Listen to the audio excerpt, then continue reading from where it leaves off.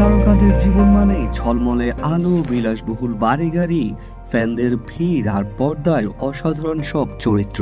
কিন্তু সেই আলোর আড়ালেও থাকে এমন কিছু সত্য যা নীরব, যন্ত্রণাময় ও ভয়ঙ্কর।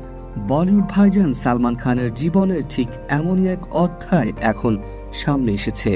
৫৮ বছর বয়সে দাঁড়িয়ে টাইগার খ্যাত এই তারকা শুধু স্ক্রিপ্ট নয়, লড়ছেন কিছু ভয়ঙ্কর মস্তিষ্কের রোগের বিরুদ্ধে।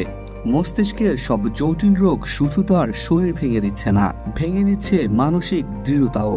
সম্প্রতি নেটফ্লিক্সের show the great India Kapil শোতে এসেছেন সালমান খান। সেখানে হঠাৎ উঠে আসে এমন কিছু তথ্য।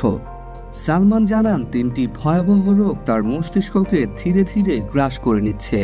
১. Trigeminal neuralgia. মুখের স্নায়ুতে এমন ব্যথা হয় যেন বিদ্যুৎ চমক লাগছে। এই ব্যথা এতটাই ভয়ানক যে অনেকেই এটা সহ্য করতে না পেরে নিজেকে শেষ করে দেন। সালমান নিজে স্বীকার করেন, এই রোগের যন্ত্রণা মানুষকে পাগল করে দিতে পারে। ২. Brain aneurysm. মস্তিষ্কের ধমনী ফুলে গিয়ে ফেটে যেতে পারে যে কোনো সময়।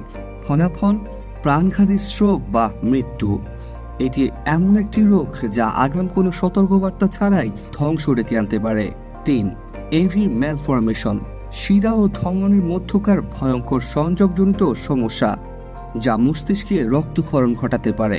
এই রোগে যে কোনো মুহূর্তে হতে পারে প্যারালাইসিস বা মৃত্যু।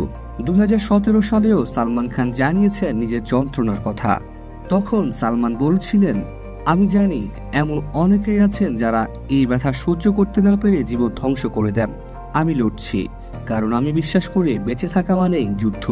জানা গেছে শারীরিক জটিলতার কারণে তিনি একাধিক সিনেমার প্রচারে অংশ নিতে পারেননি, এমনকি শুটিং শিডিউলও পিছিয়ে গিয়েছে একাধিকবার। কিন্তু মনের জোর দিয়ে এখনো পর্দায় হাজির হচ্ছেন তিনি। বলিউডের অন্দরের গুঞ্জন, কিছু প্রজেক্ট হয়তো স্থগিত হয়ে যেতে পারে যদি তার শারীরিক পরিস্থিতি আরও জটিল হয়।